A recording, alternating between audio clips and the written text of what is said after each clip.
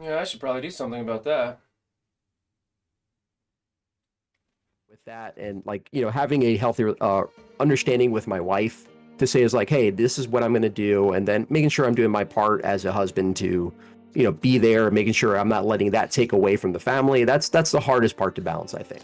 I interviewed Reeper today and I forgot to make the intro, so this is the intro. Well, ironically, the way my name started is like I wanted to, so you remember the game Twisted Metal back in PlayStation? Oh yeah. Yeah, So the clown was my favorite. I used to play the motorcycle Mr. Grimm, Okay. so, and I tried to get mine like after like the Grim Reaper. So I tried to initially get REAPR, but it was always taken. Oh yeah, So it's a I was little like, I threw in the two E's, and then I was able to start getting that, and it just stuck. Yeah, right. it stayed through all the games I played. Every game handle has always been Reaper from there. Trying to find a handle for yourself on a new game or on like social media or something is nigh impossible. Like you have to have, like, you could come up with Star Spangled Billy Bob 2226655 and it's probably taken, right? It's just ridiculous how every handle you go for is taken. So yeah, and Reaper's probably a popular one, I'm sure. All right, so Reaper, you started making content for Marvel Strike Force when? I would say I probably started. I think I'm going on about 8 months now. I've been playing the game for a little longer than that, and just decided like, hey, let me just take take a shot at it. And I think I said it on the last time you and I were on the stream together. Is like you kind of inspired a lot of that. I was watching one of your streams where you were talking about, hey, we need more content creators. We need the game to grow. And I took that as a message. Like I've streamed in the past before other games, here and there, but I never stuck with it. But this is a game that I felt passionate about, felt like I had a lot of value to offer. And I started doing it, and it's been awesome. The acceptance of the community has been great. The relationships I'm already starting to build, not just with other content creators, but other members of the community. It's been awesome, and just an overall positive experience. Yeah, yeah. I love this community. Most of the time, I have to put that disclaimer. Most of the time, it's an amazingly positive and wonderful community to be a part of. Lots of people get negative about Scopely, and I think that's kind of where we come together is bitching about what a horrible game company it is that we play this game for. Yes. But most of the time, this community is really good to itself. Most of the time. Yeah, it's interesting when you say that too. It's like I've played so many different games, and I look at like the one key thing to talk about is like the developer and the community relationships, where I've seen games go completely south with it. Like use World of Warcraft was a good example of that, where the developers and the community just got so far apart. The game was really struggling for a while. And it looks like WoW was trying to make that like rebound. Where you look at a game like a Final Fantasy 14 that wins Community of the Year, where the communication between developers is at an all-time high, and you can see the different types of values that are coming into play today. With Scopely, it's interesting. Is like it's not the worst I've seen, and from the What have you seen that's worse than Scopely? Because for me, I don't have a wide range of video games. For the past, I don't know, 10 years, I've been too involved with my family to really get into games. So lately, I don't have any experience with other games. Well, I think there's games that have completely been ran into the ground because the toxicity levels between the developers and the community have gotten so far across each other's spectrum that the game dies. And there's a lot of situations, and Scopely's not anywhere near dying. And I think it may be polarizing to say or controversial. It's just like, but I think the communication they're doing can always be better, right? We can always improve that, but it's not the worst. And I think the key thing to think about too, it is a mobile game. And we talk about screen time as a problem, and when you think about it, like, well, when you're playing an MMO, how much screen time is that? But that's okay. And if this is your main game, then what are we really saying? Right. So it's kind of twofold. Like, I mean, I'm sure what I'm saying is not going to like resonate with everyone. It's not going to be popular with everyone, but it's kind of looking at it in fact and trying to stay neutral. As like, I'm not taking a side of one or the other. I'm just looking at the game. I'm still having fun with it. Despite the bugs and the issues, they're not causing me to lose sleep over it. I'm not looking to delete my account. Like, I'm actually having a good time with the game. Yeah. So you think that maybe it's on a mobile platform and we're not used to being on our mobile phones this much, Whereas another game like World of Warcraft is a game that people can sit down and play for like 3-4 hours at a shot, into the wee hours of the night. I know when I come across a horror survival game, like I'm playing Callisto right now, Callisto Protocol, if I can spare the time, I will stay up for 3-4 hours till 2 a.m. playing that game and not even think about it. Whereas if I were to do that on this Marvel Strike Force game, I'd be pissed off that I'd wasted that much time on this game. And it's kind of weird that we think about it like that. That difference there.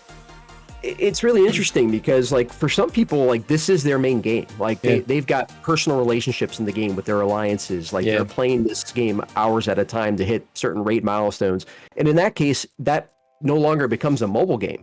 That's a game to them. That's so for the, I get more where they're coming from a, like, if you're just doing it casually, where, you don't want to have to be stuck on a mobile game just to stay in an alliance. But some people look at it from the other end, where this is what they work for. This is what they want to do. This is what they enjoy to do. And if they're outside of work or, even if it's like their bathroom time, like, this is the thing they look forward to. So I don't think there's a universal label you can put on it as like it's too much screen time. It really just depends on the type of player you are, and how you view the game is very different person to person. Right. And then that brings into other aspects. So if you're a casual player and you just want to be playing a little bit at a time, these events and things are set up forcing you into more screen time than you want for just a toilet game or a game where you're at the DMV in line and you bring it out and play a couple of matches. Whereas a game like Marvel Snap allows you to jump in, play as much as you want or as little as you want with no need to really push any harder than what you want to do.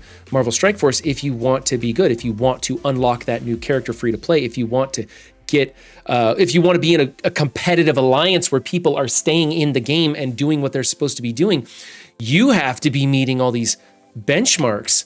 And so it could be a tough spot for people who want to do everything but don't necessarily want to have that kind of time constraint. At least that's how I view it, I guess.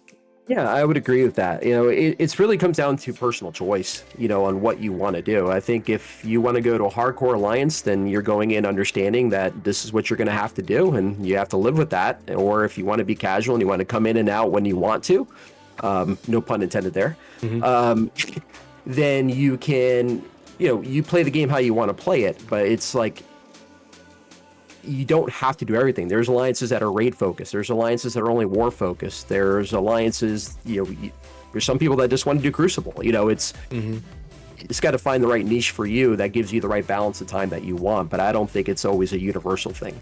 Yeah. Are you in a good alliance? Do you like the one you're in? Yeah, I'm enjoying it. I would say we're competitive, but we don't have like hardcore requirements where, you got to do max buys and all of your attacks need to be in by this time. No. It's a little bit more relaxed from that standpoint. It's more IRL friendly. So if like, I got family in town, it's like, hey, I'm going to be light today. Oh, it's good. We're good to go. Okay. And I think that's part of it too. It's just the overall experience of it. Yeah. And I'm in an alliance where same thing, pretty light on everything really. And I've been in this alliance because I had stuff going on in the real world.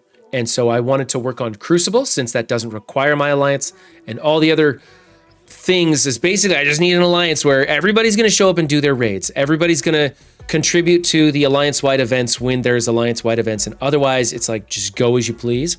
And so it's a good alliance. But as I find myself becoming more competitive again, having more free time, I want to move to a little bit heavier, more hardcore alliance.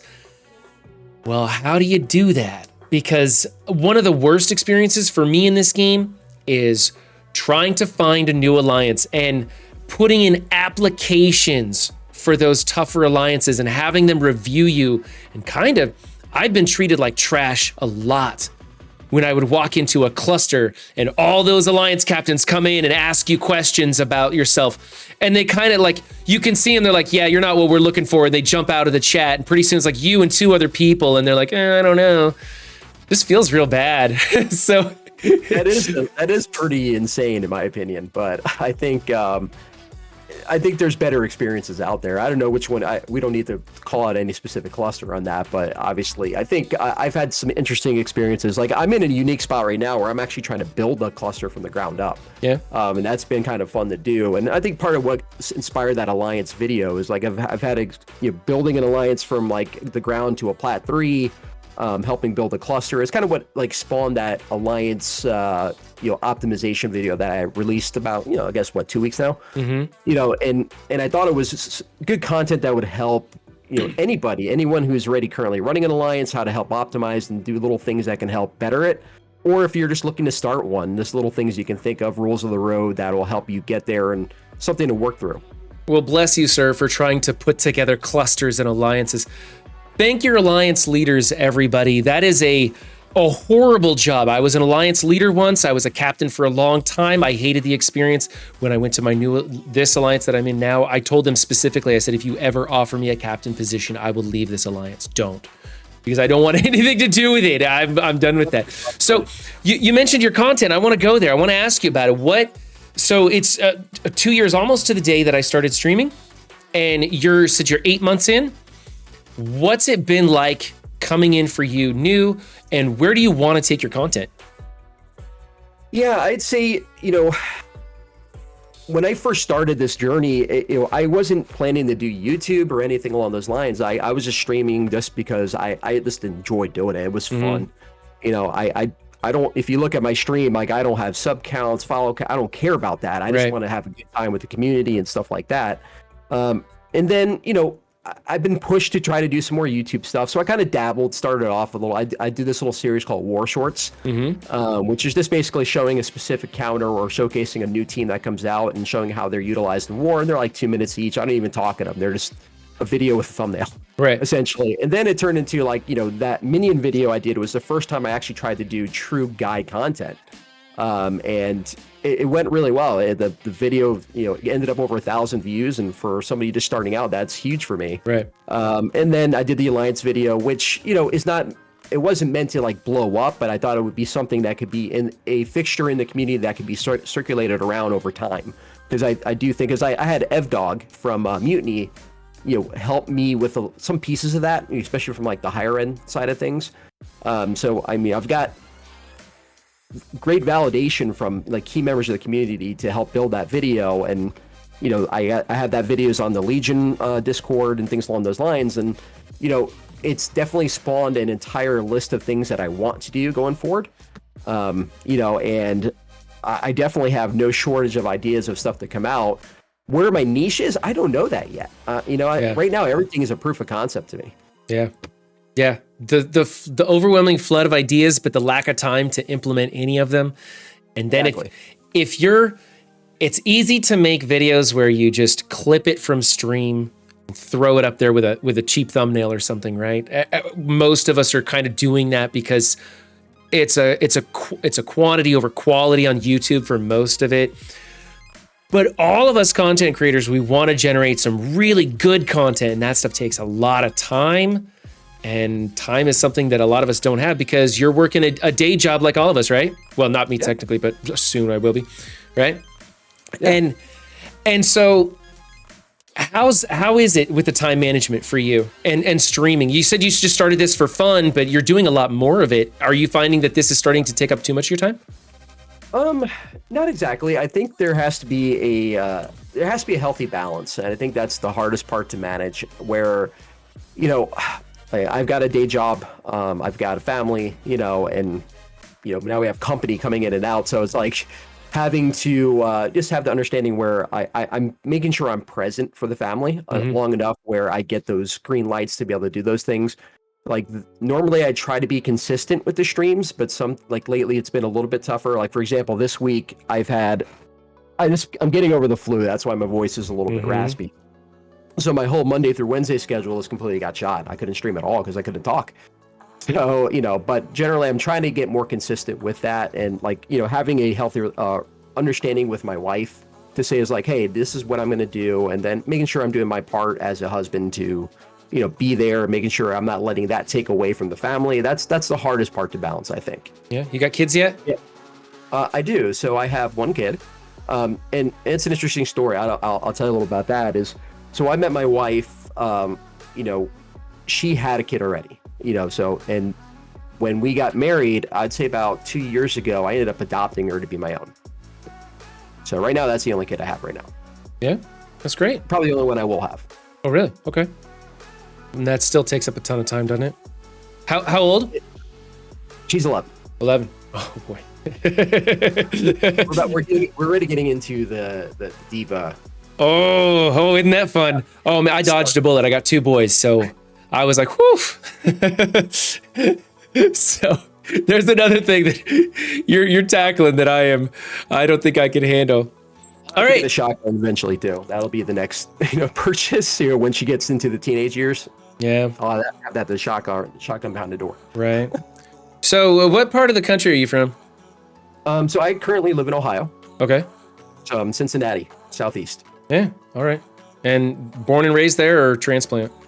Transplant. I was actually born in New York, and I grew up in Virginia Beach, Virginia for most of my life. And then my work moved me over here. And now I'll be here probably for the foreseeable future. Oh, that's cool. So you said you haven't really found your niche with your content yet. If you could be just wildly successful at just about anything, like anything at all, making content, like whether it be a cooking video or, I don't know, welding knives or something, what would you want to do? Ooh, that's a tough question. Man, what would I want to do? I think, I think I like the idea of being helpful. I think guide videos are something I enjoy doing. Any way I can add value to the community, whether it may not help everybody, but if it helps somebody, I'm happy with that. You'd stay in the MSF community. You wouldn't just jump ship and be like, peace out, I'm baking cakes, bitch. Yeah, right. I can do like, what are the react streams? Those. Oh, reaction streams, right? Reaction streams. But I can still do that, but I could do it with MSF. I'll just watch everyone's videos and do a reaction. Yeah. I think I would probably do like movie and TV reviews. I'd love to do that. I think that'd be fun. But the market's flooded with that stuff. Nobody cares about my opinion, so wouldn't really work. Juicy wants to go over your defense, man. They want to get into the MSF nitty gritty in here. Okay.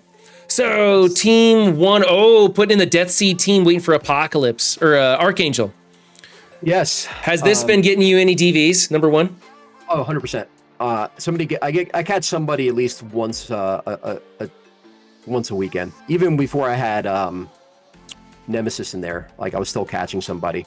If they bring like Secret Avengers into that, they lose. They make a mistake, and then they always get a cancel out of it, and then they'll adjust. And now I'm getting a lot of Eternals coming into it, but just depends on who you face. You know, but the way my defense right now is structured, because I use Tingle Web on offense, so it leaves a gaping hole from standpoint where, like, I've got usually Dark Hole and Gamma and some kind of combination on defense. I used to run like Dark Hole with Kingpin, and then I had full Gamma in like Room 6. But instead of Tangle Web, I had a whole. That's where I started using the Dictator Zubin special here. To kind of sub in for 3 to see if anyone catches it. But one's gotten a little bit better just because the Magneto speed catches people off guard if they misjudge it. And then I put, and it actually sucks more efficiency than you'd think. And then Infinity Watch obviously is just there to just destroy someone's efficiency. I know it's going to be beaten, and most everything here I know is going to be one shot. But the goal with this setup, based on what my offensive composition is to try to drain the efficiency so that I always have a shot to win at the end. Okay, so you're going heavy on offense, and this one, number 1 is they throw out the blinds early, and they got to work through the blinds to get the kill, so that takes a couple extra attacks. Same thing with Infinity Watch. They just don't die quickly, so it's a sponge. Number 3 can catch people off guard. They don't understand the speed mechanic with the Zemo and the Red Skull, so that's cool. And we'll move on over here to 4, 5, and 6. You've got the Axemen here in 4 with Wolverine instead of Kitty. Is that working for you? Is that anything worth getting excited over?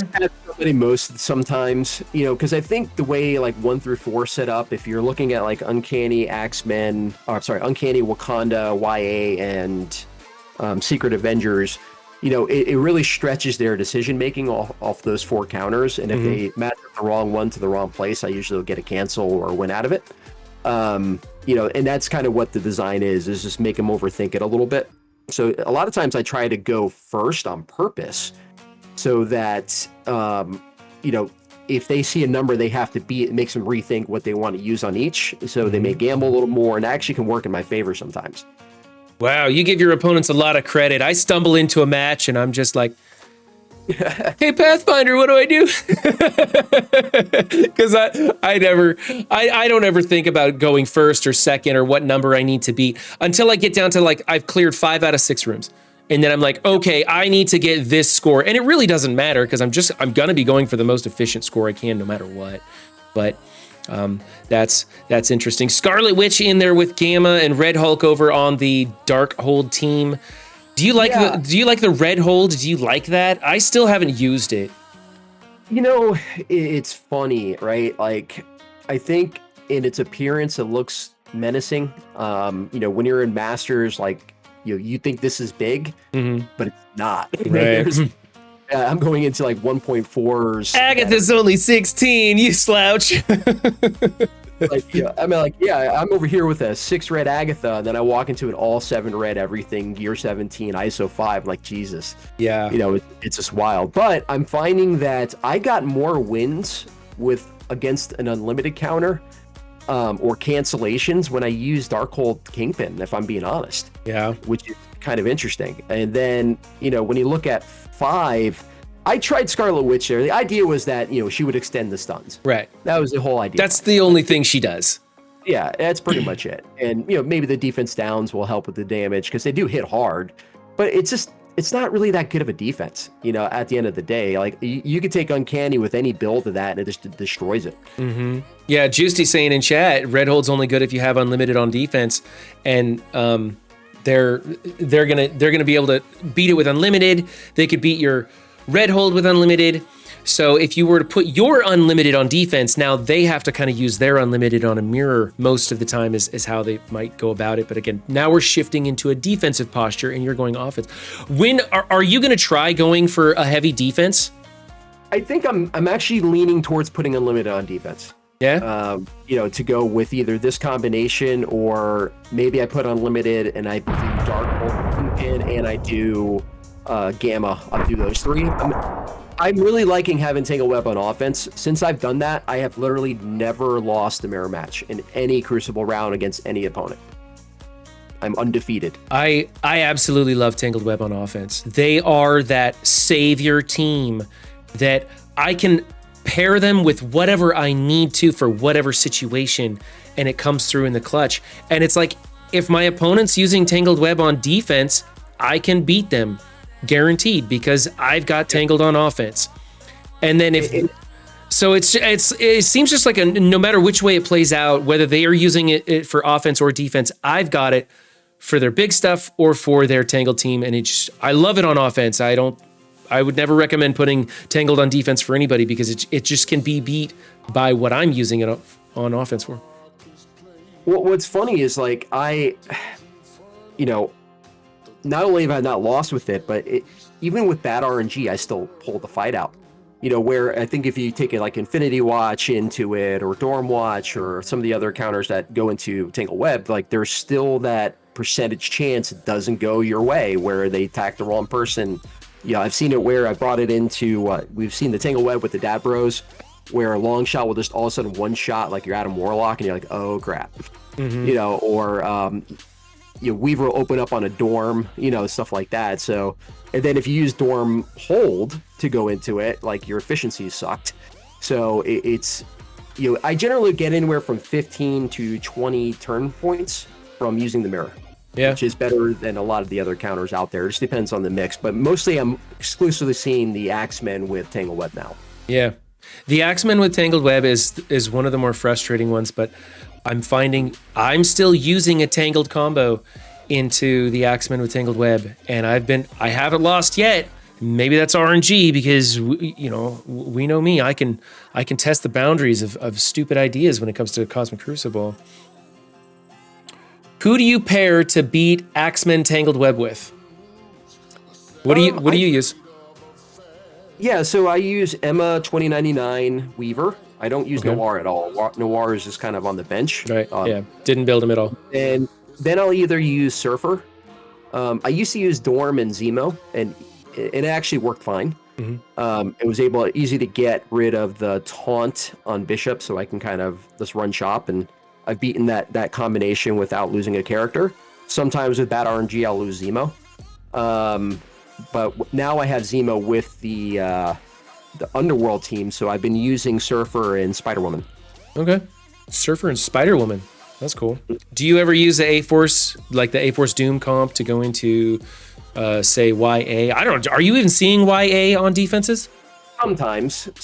And if that's the case, I can readjust what I want to do. I've used Kestrel as a fill-in. I've done all kinds of different things. As long as I have Surfer as the ability block for 2 turns, then I can kind of mix up who I use for the 5th. But I usually try to find someone with damage. Okay. Yeah, I think I was doing Tangled with it was Kestrel, and I think I brought in Sharon and Sam. I think that's what it was. I don't know. Maybe it was Sharon and Emma. I can't remember, but that's what I was using Kestrel with the Tangled Web for that Axemen Tangled combo, and it was working okay. It felt janky. It definitely felt janky, but I so far I've been able to do it. So, but that's the beauty of that Tangled Web team. It's a duo, so you have lots of opportunities to mix it up with different characters for whatever situation you want to put them in, and they're so fast. And with the trauma and the stun on that opener, it crushes. It really does. All right, so you're going to change this up entirely. Before I get rid of your Crucible defense, I did want to ask you, what do you think you've been running a heavy offense. Do you think that's the way most players should go? Because like the general consensus seems to be you either run heavy defense or you run heavy offense. The middle ground tends to be pretty scary. Do you agree with that? Or do you think one is better than the other? Or do you think middle ground is the way to go? I don't think there's a one size fits all. I think if you look at like the top 100, they're all running turtle. Yeah. If you look at like Pathfinder is running very heavily offense, and it works until it doesn't. Yeah. And then I think the middle ground is actually probably more of a problem. Yeah. You either have to have the versatility or you have to have the deep roster to be able to handle a turtle. But in the middle, a lot of times, it's just not enough one way or the other to do enough, if that makes sense. Yeah. Prince of Peace wants to know if you run what else you might use on a Dark Hulk besides Unlimited. Do you ever use anything else? I know there's ways you can 3-tap it, but I try not to because of the unless I have no choice. Right. When I face full like turtles where it has that and Unlimited, then you kind of have to think through it. I've almost gotten through Unlimited on a 3-tap. I've gotten so close, but haven't been able to pull it off completely. Yeah. It's just tough. My wife wants to know what's your first cosplay going to be, because we got to get you. You're a professional streamer, so we got to get you in some cosplay. I'd be open to recommendations. I'll do just basically anything. I have no shame here. We could do Moon Knight. That's something I could probably pull off. Prince of Peace says Deathpool. I was actually thinking Deadpool was my first instinct. I thought that would be kind of funny too. Yeah, Deathpool would be funny. Weaver. Isn't that a created character by Scopely? So's Weaver, yeah. Yeah, those costumes are hard to find, right? The Scopely originals. Titania. Titania. I got a feeling Rem's going to probably pull that one off. You think he's going to do Titania? That'd be funny. Okay. That would be really good. So, what are your passions outside of streaming, outside of video games? What do you do for fun? What do you do with your family? What do you do in your spare time? Yeah, so really big into trivia. So like my wife and I will get a friend group out. We'll go do trivia nights. Always a lot of fun, whether they're themed or just general trivia at a local pub or a brewery or something. It's a lot of fun. Oh, that's cool. What's your favorite category when they call and you're like, oh, I'm stepping up to the plate? What is it? Oh, anything science. Oh, okay, cool. My major was in biology. So, all right. Anything science, like, it's generally what I'll jump into. Of course, when there's a Marvel question, I'm like, I got this before it even starts. It's pretty funny. But yeah, I love trivia. Where I usually struggle is generally like the pop questions around like Like pop culture questions? Pop culture questions I struggle with a little bit, but Oh, I'm with you, that's brother. my wife. I'm with She's you. great at that. Well, there you go. There you go. Science. Yeah. If you're not part of the solution, you're part of the precipitate. I don't even understand that. That must be a sciencey thing. It's a chemistry question. It's a chemistry. Oh, it's a chemistry thing. Okay. See, I'm more of a physics guy than a chemistry guy. My wife is doing physics right now, and she's asking me all these physics questions, and I'm just like, I'll Google it. I don't know.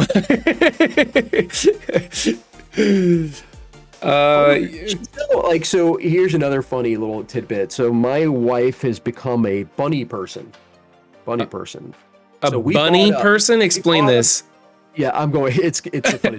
So I bought a bunny for our daughter. So she had her little pet and everything like that. And then I'd say about 2 weeks in, all of a sudden, the bunny kept spending more time with my wife, and more time with my wife. And it was just like, at this point, it's like it's not even the daughter's anymore. I was like, she owns it. And then there was like a Facebook post or something where there is some bunny that needed to be rehomed because of like severe allergies. And then I saw that post, and what did you know? The next day we had that bunny as well. So now our basement has like this carve out area that's like a bunny sanctuary. Sanctuary. And it's just she treats them like they're dogs. They actually act like they're dogs. It's and now we're like kind of bunny people. And they make excellent fertilizer. It's like a 100-to-1 ratio. You could put like a pellet of rabbit poo in a 5-gallon bucket and fertilize the whole thing. It's crazy. So, not that I know anything about rabbits other than fertilizer. It's just because I had a house that I rented out, and the person that lived there had rabbits galore, and I didn't even know about it. And when they moved out, there was all this rabbit poo everywhere, right? And I had to like get rid of it. And people were like, oh, it makes good fertilizer. I'm like, oh, okay. And so I put it like all into the flower beds, and it was just way too much, way too powerful. So I found out all about rabbit poo, but never really had them as pets or anything. So I don't know. Do you like rabbits? Like, is that cool that? So here's what I never knew. I mean, this is kind of a complete tangent, obviously, but they are more like dogs and cats than I think we all realize. Like, they are litter trained. They come when you call them. They do tricks. They play with toys. That sounds better than my cats. Yeah, it's nuts. And my wife has become the bunny whisperer. It's insane. But they're great pets. But like, the one thing we learned is like I think people get rabbits initially, the idea that you're going to get like a hutch or put them in a cage, and like that's the opposite of what you're supposed to do. Ours are free roam. Yeah. So they don't have a cage. They have their area they go to sleep in, and then they wander the house, in between, and they never leave shit everywhere. I think that's excellent. I'm a big advocate of not putting animals in cages. I don't like to harm sentient life, so I think it's great when people can rescue these animals that are otherwise going to die or whatever, and then you give them the space that they need to live a happy life. Because I don't care if you're a dog, a cat, a guinea pig, or whatever. I think that if you can think for yourself, you deserve to be happy. And so that's nice that you are treating your rabbits with care and kindness. That's fantastic. All right. And if anybody, I see a lot of people in chat bringing up the bunnies right now. So if anyone wants to learn how to potty train them, just shoot me a message on Discord, and I'll give you the step-by-step of what we did. Okay. Before I let you go, what minions are you taking in this afternoon? All right. So I have the 3 Ravagers. Okay. So I had them built up for the War Scourge, and I think those 3. And then I've been toying with the other 2, but it sounds like, at least in the playtest that we saw from Dorky's video, was the Lieutenant Merc Rygart look good. So I already have them ready to go. I'm also going to try out the Hand Archer and the Hand Blade Master. Okay, that's a new spin that not a lot of people are going for. Yeah, and the reason why I initially chose them, I knew Merc, Lieutenant Rygart were safe picks because somebody's got something in Mercs. So just getting them up a gear level is not a big deal. But I chose those 2 to try out because when you look at like stat reworks, it goes back to the video I even talked about with Ravagers being my choice in the beginning because they had the best stats, they had the best sustain, and they had the best damage. Mm-hmm. That Stitcher hits like a truck, right? For minions. And outside of those 3, you're talking about Handblade Master, Hand Archer are like top 10 in health, top 10 in damage, and top 10 in speed. So as a complement to the Raptors, I thought that they could also do a pretty decent job. But I noticed from the Envoy program, no one actually play tested Hand. So we don't really know how they're going to work out. So I'm going to have the opportunity later today to actually try that and put that to the test. That'll be cool. Gilly the Ghoul wants to know what your thoughts are on Grenadier as a minion to take in. I think any of the minions that haven't been recently reworked are probably, you're going to deal with squishiness problems. Damage output, I think that was very clear with the shield showing that they they hit like BB guns when you really need to hit like bullets. So I think that's the problem with Hydra. But I also understand like a team like AIM and Hydra probably would do okay just because the overall synergy probably works well enough to survive the nodes. It just depends on what you're going for. If you're just going for the straight unlock, I'm sure you can get away with it. If you're going for a high level Scourge trying to get the highest yellow star possible, you probably need to rethink. Do you think that most mid-range players could probably get through the minion nodes with whatever they want? Like, some people are saying these nodes are easy enough, use whatever you've already got, inch them up a little bit, and you can probably get through. Do you think that's true? Do you think people in the mid-range who aren't pushing for top 100 could probably do that? Yeah, I think so. I think it's possible. I think, obviously we haven't tested every single minion to know that, but if Dorky did say he got through it with shield, it just wasn't as pretty. And that was with Scourges. So if a team as old as shield can do it and not a lot of damage output, then why couldn't any other minion team do it? Cool. All right. He is into science. He can potty train your rabbit, and he thinks that just about any minion can probably get through it, but he's got some great ideas that you should check out on his channel. It's Reeper who joined me for this interview today, and we went over a lot of stuff, including his defense, and I hope you guys learned a little bit about Reeper. Thank you very much for joining me, Reeper. I appreciate you coming on and sharing with us today, and I hope to get to work with you some more in the future. Well, I really appreciate it, Ron. This was absolutely an awesome time. Thank you so much. Thanks.